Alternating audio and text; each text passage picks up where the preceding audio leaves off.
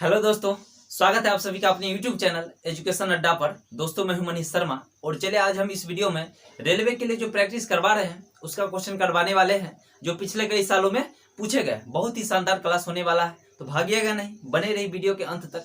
दोस्तों अगर आप इस चैनल पर नए हैं तो चैनल को सब्सक्राइब कर लीजिए और बेल आइकन दबा करके ऑल नोटिफिकेशन सेट कर लीजिए ताकि मेरे हर क्लास का नोटिफिकेशन मिलता रहेगा। ठीक है, तो चलिए शुरू करते हैं फटाफट से।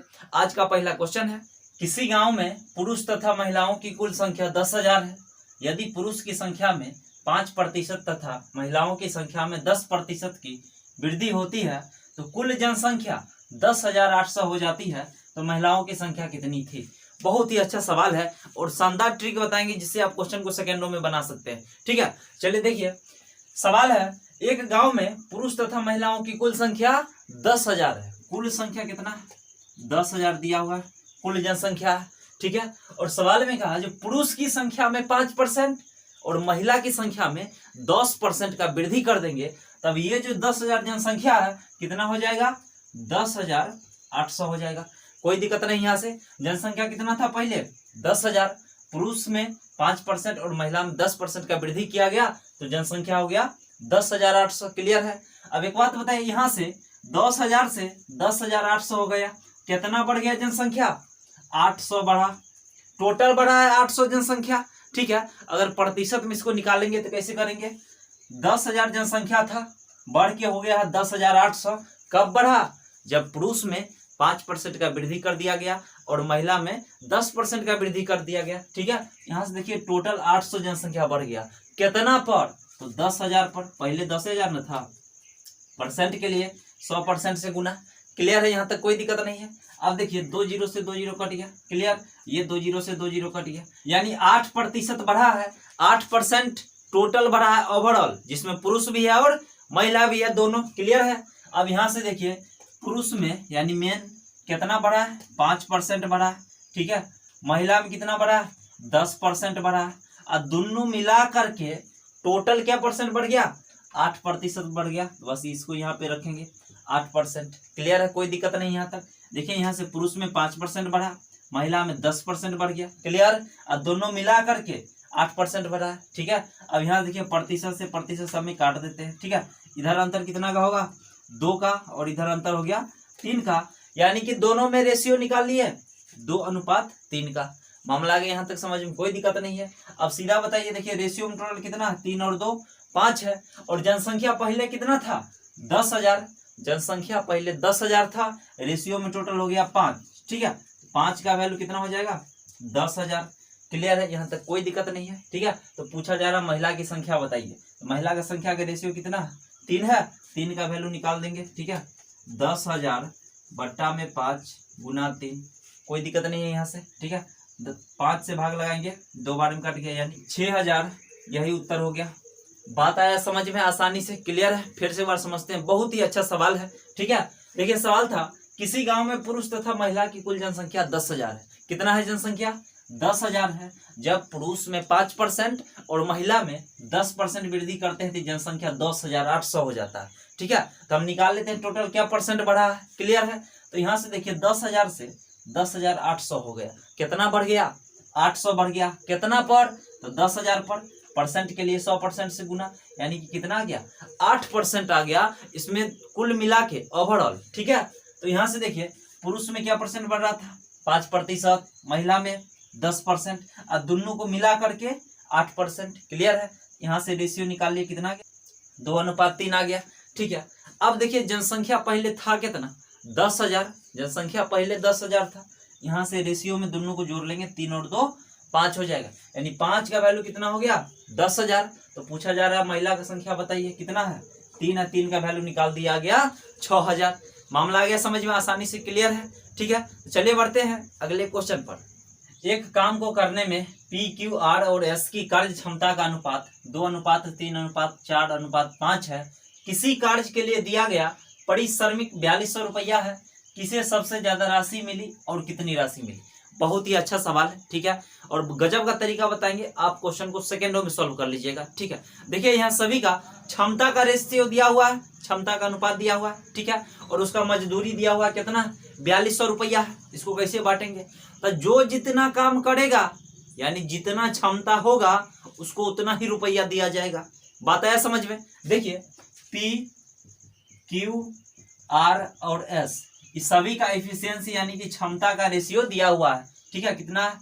2:3:4:5। क्लियर है? अभी जो मजदूरी दिया गया है 4200 रुपया, उसको इसी अनुपात में बांटना है क्षमता के हिसाब से।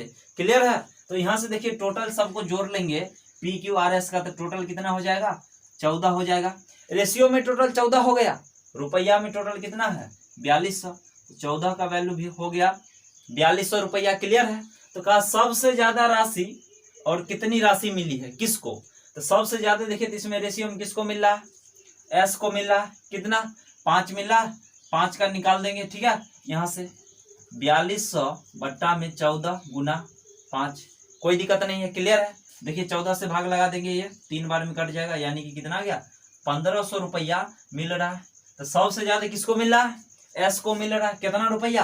1500 रुपया। बात आ गया आसानी समझ में, बहुत ही आसान सवाल था। ठीक है, जो मजदूरी दिया हुआ है उसका बंटवारा जो करेंगे क्षमता के हिसाब से करेंगे। जिसका जितना क्षमता होगा, जो जितना काम करेगा उसको उतना ही रुपया देंगे।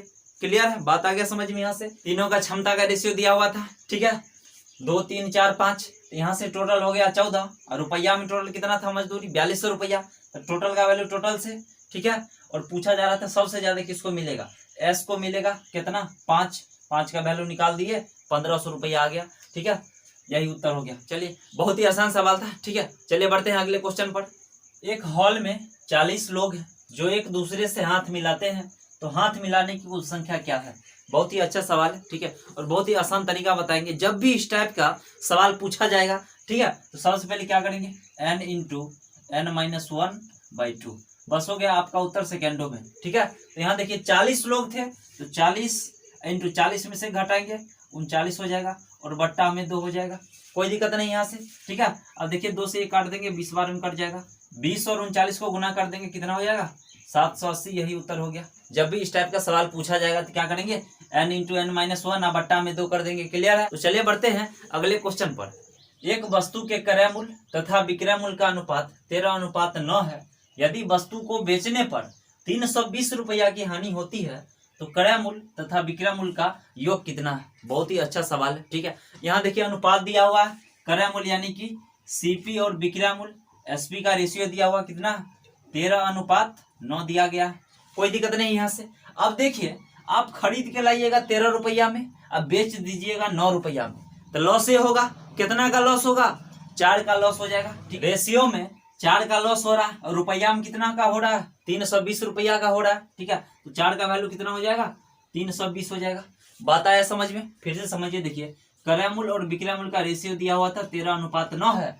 अब 13 रुपया का सामान 9 में बेच दीजिएगा तो 4 का नुकसान हो जाएगा। क्लियर है? रेशियो में 4 का हानि हो रहा है, और रुपया में बोला 320 रुपया का, तो 4 का वैल्यू 320 हो जाएगा। कहा जा रहा है क्रय मूल्य और विक्रय मूल्य का योग कितना होगा? तो 13 है क्रय मूल्य और विक्रय मूल्य है 9, इस दोनों को जोड़ देंगे तो कितना हो जाएगा? 22 हो जाएगा। तो 22 का वैल्यू निकाल देंगे। 320 बट्टा में 4 गुना 22, 4 से ये कट जाएगा 80 बार में। ठीक है, 80 और 22 को गुना कर देंगे 1760 रुपया। यही उत्तर हो जाएगा। बात आया आसानी समझ में? क्लियर है? आसान सवाल था, और इस टाइप के क्वेश्चन पेपर में पूछे जाते हैं। ठीक है, तो चलिए बढ़ते हैं अगले क्वेश्चन पर। ए किसी काम को 30 दिन में और बी उसी काम को 20 दिन में समाप्त कर सकता है।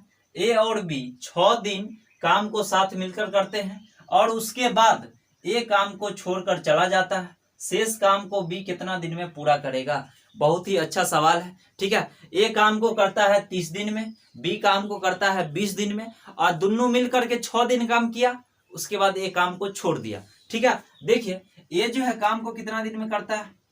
30 दिन में करता है। क्लियर है? बी जो है उसी काम को कितना दिन में करता है? 20 दिन में करता है। कोई दिक्कत नहीं यहाँ तक। ठीक है, तो सबसे पहला काम क्या करेंगे? ये दोनों का एलसीएम निकाल लेंगे। ठीक है, तो 20 और 30 का एलसीएम कितना हो जाएगा? 60 हो जाएगा। ठीक है, ये क्या निकल के आ गया? टोटल वर्क यानी कि कुल काम निकल गया। कितना है? 60 है। अब ये जो है 30 दिन में करता है, एक दिन में कितना काम करेगा? तो भाग लगा देंगे, तो ये 2 काम करेगा। क्लियर है?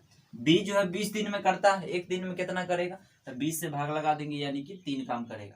यहाँ तक कोई दिक्कत नहीं है। अब देखिए सवाल में कहा ए और बी 6 दिन काम को साथ मिलकर करते हैं, 6 दिन तक साथ मिलकर करता है। तो यहाँ से देखिए ए जो है एक दिन में 2 काम करता है, बी जो है 3 काम करता है एक दिन में। एक दिन में दोनों मिल करके कितना काम कर लेगा, 3 और 2 5 काम कर लेगा। लेकिन 6 दिन तक साथ में किया है तो 6 से गुना कर लेंगे, कितना काम हो गया, 30 काम। यानी कि 6 दिन में दोनों मिल करके 30 काम कर दिया। क्लियर है, यहाँ तक कोई दिक्कत नहीं है। ठीक है, अब देखिए काम टोटल कितना था, 60 काम था, उसमें से दोनों मिल करके 6 दिन में 30 काम कर दिया, तो शेष काम कितना बच जाएगा, 60 काम में से 30 काम हो गया तो 30 काम ही बचेगा शेष, कोई दिक्कत नहीं है। अब क्या है, ए छोड़ करके चला जाता है, जब ये काम छोड़िए देगा तो काम कौन कर रहा है, सिर्फ और सिर्फ बी कर रहा है। ठीक है, तो बी का यहाँ से निकाल लेंगे, काम कितना बचा हुआ, 30 काम करवाना है। बी जो है एक दिन में 3 काम करता है, तो 30 में 3 से भाग लगा दीजिए, यानी कितना दिन लग जाएगा, 10 दिन लगेगा। यही उत्तर हो गया। बात आया आसानी समझ में, क्लियर है। तो चलिए बढ़ते हैं अगले क्वेश्चन पर। ए तथा बी ने क्रमशः 20,000 रुपये तथा 30,000 रुपये एक व्यापार में लगाए। 3 महीने बाद बी ने अपने 5,000 रुपया निकाल लिए। वर्ष के अंत में उनके पूंजी का अनुपात क्या है। बहुत ही अच्छा सवाल है। ठीक है, देखिए ये जो है कितना रुपया लगाया व्यापार में, 20,000 रुपया लगाया, कोई दिक्कत नहीं है। बी कितना लगाया, 30,000 रुपया। क्लियर है, ए लगाया है 20,000 रुपया और बी लगाया है 30,000 रुपया। क्लियर है यहाँ तक। अब सवाल में कहा 3 महीने के बाद बी ने अपने 5,000 रुपया निकाल लिया।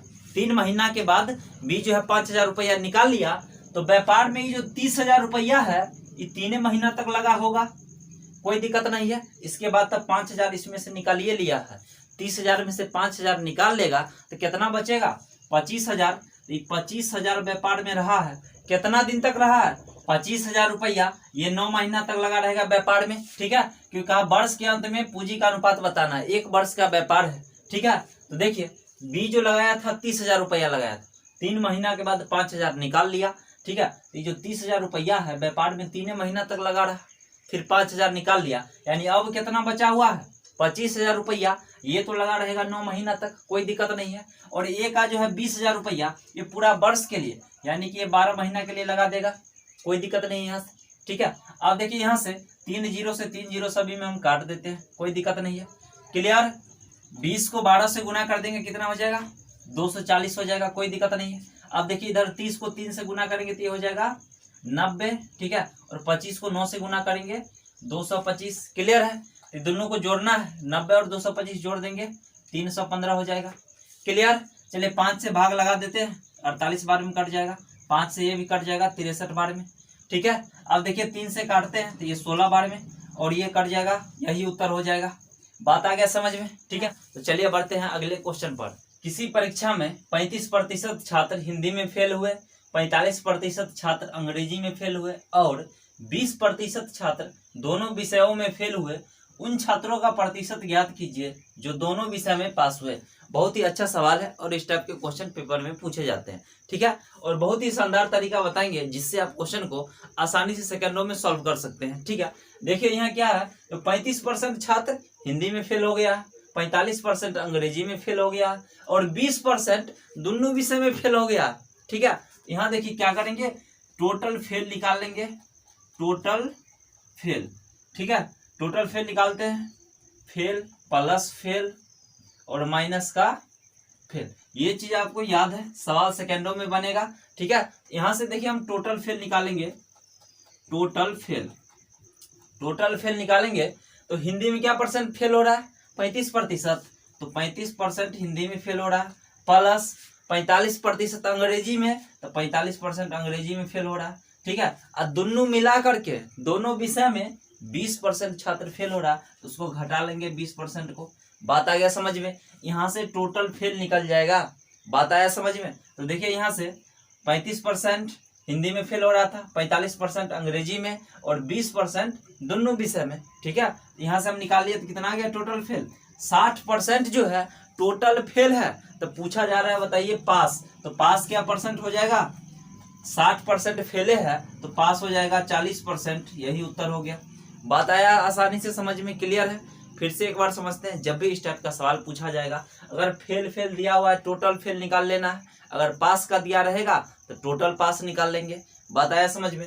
यहाँ से हम टोटल फेल निकाल लेंगे। देखिए कैसे, 35% हिंदी में, 45% अंग्रेजी में, तो दोनों को जोड़ लेंगे और दोनों मिला करके 20% फेल हुआ है उसको घटा लेंगे, यानी कि टोटल फेल कितना निकल गया, 60%। टोटल फेल है 60%, तो पास कितना करेगा, 40%। आपका उत्तर हो गया 40%। बात आ गया आसानी समझ में, क्लियर है? बहुत ही आसान सवाल था, ठीक है। तो चलिए बढ़ते हैं अगले क्वेश्चन पर। गणित की एक परीक्षा में 5 उम्मीदवारों द्वारा प्राप्त अंक लगातार 5 विषम पूर्णांक है। यदि उनके कुल अंक 185 है तो सर्वाधिक अंक कितना है?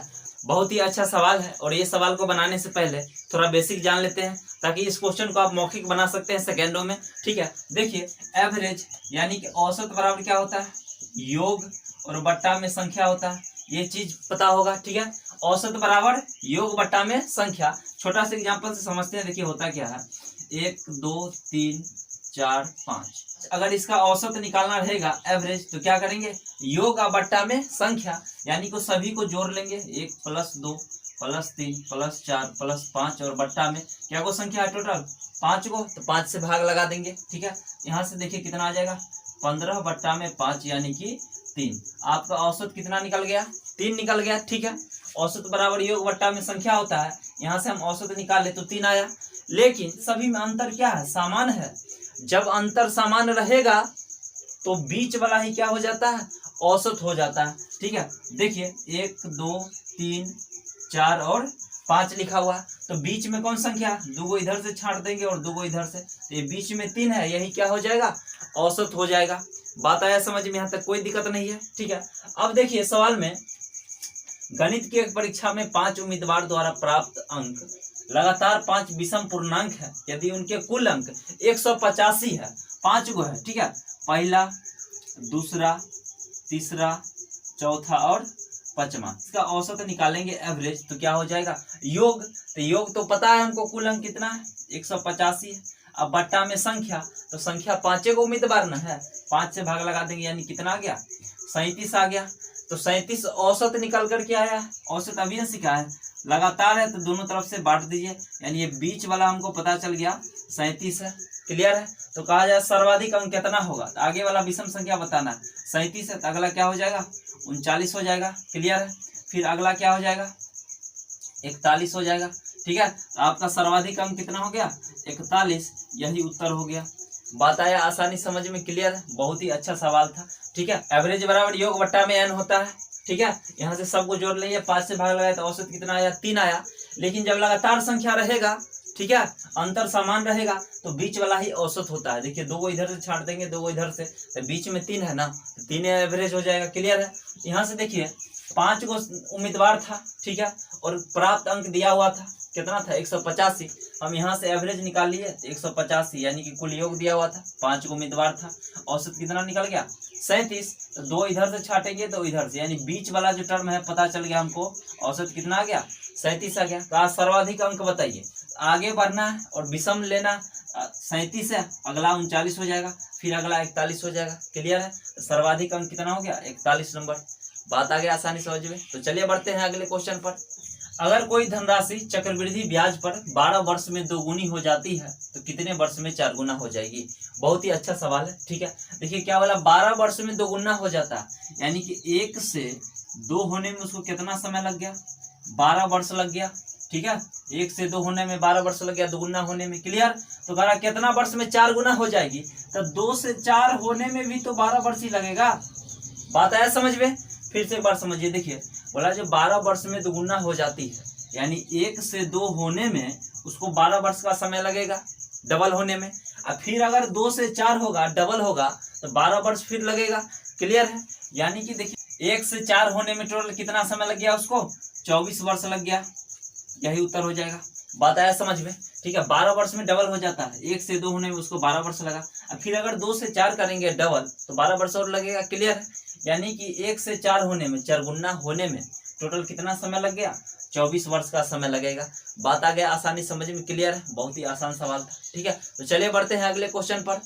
किसी परीक्षा में एक विद्यार्थी को उसके प्रत्येक सही उत्तर के लिए 4 अंक दिए जाते हैं तथा प्रत्येक गलत उत्तर के लिए 2 अंक काट लिए जाते हैं। यदि एक विद्यार्थी ने परीक्षा के सभी 75 प्रश्न के उत्तर दिए हो तथा उसे कुल मिलाकर 150 अंक प्राप्त हुए हो तो उसने कितना प्रश्न के सही उत्तर दिए। बहुत ही अच्छा सवाल है और इस टाइप के क्वेश्चन पेपर में बार बार पूछे जाते हैं। ठीक है, और बहुत ही अच्छा तरीका बताएंगे, आप क्वेश्चन को आसानी से बना सकते हैं। ठीक है, देखिए सवाल में क्या कहा कि प्रत्येक सही उत्तर के लिए 4 अंक दिए जाते हैं। ठीक है, यानी सही उत्तर बनाएगा ना, एगो क्वेश्चन सही बनाएगा तो 4 अंक दिया जाएगा। क्लियर है? गलत उत्तर बनाएगा, ठीक है, तो क्या होगा, 2 अंक काट लिया जाएगा। यहाँ तक कोई दिक्कत नहीं है। ठीक है, प्रत्येक सही उत्तर के लिए 4 अंक मिलता है और गलत के लिए 2 अंक काट लिया जाता है। क्लियर है? अब सवाल में कहा यदि एक विद्यार्थी ने परीक्षा के सभी 75 प्रश्न का उत्तर दिया, यानी टोटल क्वेश्चन जो 75 था सबको बना दिया। ठीक है, तो देखिए सही उत्तर के लिए 4 अंक मिलता है ना, अब 75 को क्वेश्चन था, अगर ये टोटले क्वेश्चन बना दिया है तो 4 से गुना करेंगे, 75 को 4 से गुना करेंगे, यानी कितना अंक आना चाहिए था, 300 अंक आना चाहिए था। क्लियर है? सही उत्तर के लिए 4 अंक मिलता है, 75 को क्वेश्चन बनाया है। ठीक है, तो 75 को 4 से गुना कर दिए, कितना आ गया, 300, यानी कितना नंबर आना चाहिए था, 300। लेकिन सवाल में कहा उसे कुल मिलाकर 150 अंक प्राप्त हुआ है, आना चाहिए था 300 नंबर, आया है 150 अंक। ठीक है, कितना नंबर गलती हो गया, 150 इसमें से घटा लेंगे, यानी कि 150 अंक कटा है। ठीक है, तो 150 अंक कटा है तो गलत क्वेश्चन कितना बनाया होगा वो हम निकाल लेंगे। ठीक है, देखिए सही वाला के लिए 4 अंक मिलता है और गलत वाला के लिए 2 कट जाता है, यानी कि एगो क्वेश्चन पे उसको टोटल 6 नंबर का हानि हो गया। ठीक है, तो 6 से भाग लगा देते हैं इसमें, एगो क्वेश्चन पे 6 नंबर कटा है। ठीक है, तो टोटल क्या क्वेश्चन है, यानी कि 6 से भाग लगा देंगे 25, ये क्या 25 को गलत क्वेश्चन बनाया गया है, 25 क्वेश्चन गलती बनाया था। क्लियर है? बात आ गया समझ में? ठीक है, तो यहाँ से देखिए क्या पूछा जा रहा है, सही उत्तर, यानी सही प्रश्न क्या को बनाया है, सही। ठीक है, तो टोटल क्वेश्चन था 75 को। ठीक है, 75 को में से 25 को गलतियां बना लिया था, यानी कि सही बनाया था 50 को क्वेश्चन, यही उत्तर हो गया। बात आया समझ में? फिर से एक बार समझिए। देखिए सवाल में कहा जो प्रत्येक सही उत्तर के लिए 4 अंक दिए जाते हैं। ठीक है, और गलत के लिए 2 अंक काट लिए जाते हैं। ठीक है, कहा जो सभी 75 प्रश्न का उत्तर दिया, तो 75 प्रश्न का उत्तर देगा, एगो क्वेश्चन का 4 अंक मिलता है, तो 4 से गुना कर दिया, यानी कितना अंक मिला, 300 अंक मिलना चाहिए। लेकिन कहा जो उसे कुल मिलाकर 150 अंक प्राप्त हुआ है, तो 150 अंक तो कट गया, 150 अंक कट गया। क्लियर है? तो यहाँ से देखिए एगो क्वेश्चन पे उसको कितना अंक कटता है, सही वाला के लिए 4 अंक कट गया और गलत वाला के लिए 2, यानी एक क्वेश्चन पे 6 नंबर उसका कटा है, तो 150 नंबर था, 6 से भाग लगा दिए, यानी क्या क्वेश्चन गलती किया है, 25 को, तो सही क्या को बनाया होगा, टोटल 75 को क्वेश्चन था, उसमें से 25 को क्वेश्चन घटा लिए, कितना आ गया, 50 को सही बनाया होगा। बात आ गया आसानी समझ में?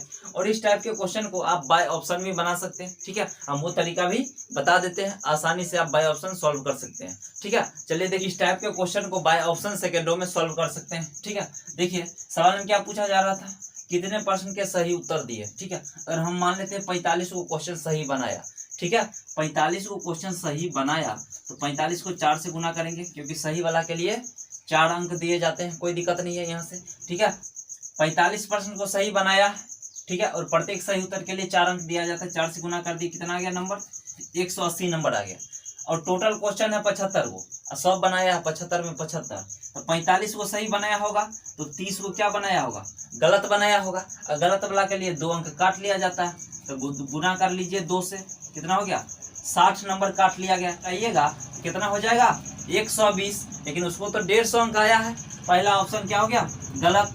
अब दूसरा ऑप्शन लेते हैं, दूसरा ऑप्शन में कितना सही बनाया है, 50 को सही बनाया है, यानी 4 से गुना कर देंगे, कितना नंबर हो गया उसका, 200 नंबर हो गया। क्लियर है? टोटल क्वेश्चन है 75 को, उसमें से 50 को बनाया तो 200 नंबर का। ठीक है, तो गलती क्या को क्वेश्चन किया होगा, 25 को क्वेश्चन किया होगा। क्लियर है? तो उसमें से 2 अंक काटता है गलती वाला में, तो 2 से गुना करिए, कितना हुआ, 50। अब देखिए 200 में 50 को गलती है, घटा लेंगे, कितना आएगा, 150 अंक आएगा। बात तो सही है, कहा था कुल मिला के उसको कितना अंक प्राप्त होता है, 150, यानी ऑप्शन नंबर आपका बी क्या होगा, सही हो जाएगा, यानी 50% सही बनाया। तो चलिए बढ़ते हैं अगले क्वेश्चन पर। 72 रुपये क्रय मूल्य वाली वस्तु का अंकित मूल्य क्या रखा जाए ताकि 10% छूट देने के बाद भी 15% का लाभ प्राप्त हो। बहुत ही अच्छा सवाल है। 72 रुपया क्रय मूल्य वाली वस्तु यानी कि सीपी, क्रय मूल्य कितना दिया हुआ है? 72 रुपया दिया हुआ है। ठीक है, अंकित मूल्य पूछा जा रहा है, अंकित मूल्य। ठीक है, बहुत ही अच्छा तरीका बताएंगे जिससे आप क्वेश्चन को सेकंडों में बना सकते हैं। ठीक है, देखिए क्या बोला, 10% छूट देने के बाद भी 15% का लाभ प्राप्त होता है। 10% छूट का मतलब क्या? 90 हो जाएगा, 90% क्लियर है। 15% लाभ यानी 100 में जोड़ देंगे, कितना हो जाएगा? 115%। क्लियर है। यहाँ से देखिए दो फ्रैक्शन बनेगा, भिन्न बनेगा। ठीक है, एक बनेगा 90 बट्टा में 115। क्लियर है, एक बनेगा 115 बट्टा में 90। कोई दिक्कत नहीं है। अगर आपको अंकित मूल्य यानी कि एमपी निकालना है तो कुछ नहीं करना है, क्रय मूल्य में जो बड़ा का वैल्यू है उससे गुना कर दीजिए। दोनों में बड़ा कौन होगा? 115 बट्टा में 90, इससे गुना कर दीजिए 115 बट्टा 90। क्लियर है, हो गया, उत्तर तैयार है। यहाँ से काट देंगे इसको, देखिए 18 से काटेंगे 4 बार में, 18 से ये कट गया 5 बार में। क्लियर है, 5 से ये भी कट जाएगा 23 बार में। ठीक है, अब 4 को 23 से गुना कर देंगे, कितना? 92 रुपया। यही उत्तर हो गया। बात आया आसानी से समझ में। देखिए सीपी दिया हुआ था 72 रुपया था, अंकित मूल्य निकालना है। कहा 10% छूट देने के बाद भी 15% का लाभ होता है। 10% छूट का मतलब क्या? 90। 15% लाभ यानी 115। यहाँ से दो भिन्न बनेगा, 90 बट्टा 115, 115 बट्टा 90। तो जब भी अंकित मूल्य निकालना रहे तो बड़का वाला भिन्न से गुना कर दीजिए, क्रय मूल्य में सीधे अंकित मूल्य आ जाएगा। बात आ गया समझ में? कितना आ गया? 92 रुपया। यही उत्तर हो गया। आसानी से बात आ गया समझ में। क्लियर है। चलिए आज के लिए इतना ही रहने देते हैं। ठीक है, फिर मिलते हैं नेक्स्ट क्लास में धमाकेदार ट्रिक के साथ। दोस्तों वीडियो पसंद आए तो लाइक शेयर और सब्सक्राइब जरूर कीजिए हमारे चैनल को। ठीक है, और अब लगातार रेलवे के लिए जो प्रैक्टिस क्लास करवा रहे हैं उसका वीडियो डलते रहेगा सुबह और शाम। ठीक है, तो मिलते हैं फिर नेक्स्ट क्लास में धमाकेदार ट्रिक के साथ।